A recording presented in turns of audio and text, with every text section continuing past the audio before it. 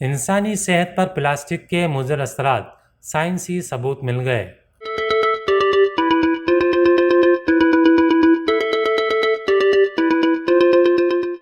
ہم ایک عرصے سے پلاسٹک کے کوڑے سے پریشان ہیں جو ہر ماحول کے جاندار کے لیے خطرہ بنا ہوا ہے، لیکن اب ثبوت مل چکے ہیں کہ پلاسٹک انسانی صحت کے لیے انتہائی مضر ثابت ہو سکتا ہے۔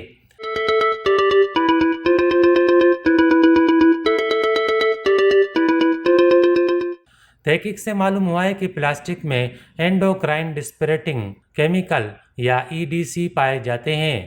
اینڈوکرائن غدود کے نظام کو متاثر کرنے سے کینسر، ذیابیطس، اعصابی اور بچوں کے رحم معدہ میں خرابی جیسے مسائل جنم لے سکتے ہیں۔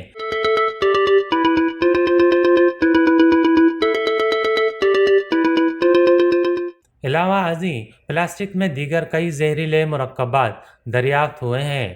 عالمی اینڈوکرائن سوسائٹی اور آلودہ اجزاء کو ختم کرنے میں مصروف عالمی نیٹ ورک IPEN نے مشترکہ طور پر یہ تحقیق کی ہے اور اسے دنیا بھر کے لیے خطرے کی ایک گھنٹی قرار دیا۔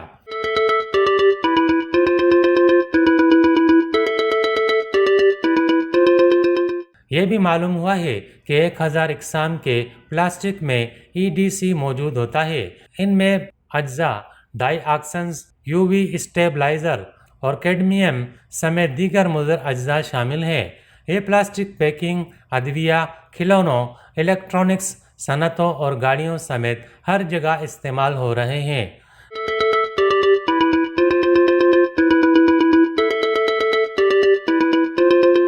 مجموعی طور پر پلاسٹک میں بہت سارے کیمیائی اجزاء پائے جاتے ہیں اور ان میں 144 اجزاء کو انسانی صحت کے لیے مضر قرار دیا گیا ہے۔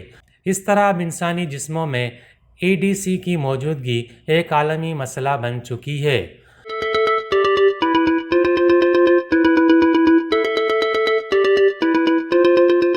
رپورٹ کے مرکزی مصنف جوڈی فلوس کہتے ہیں کہ اپنے گھروں میں پلاسٹک کے باریک ذرات ہمارے جسم میں جا کر EDC کو بدن کے اندر اتارتے ہیں۔ اس ضمن میں بڑے پیمانے پر عمل اور تدابیر کی ضرورت ہے۔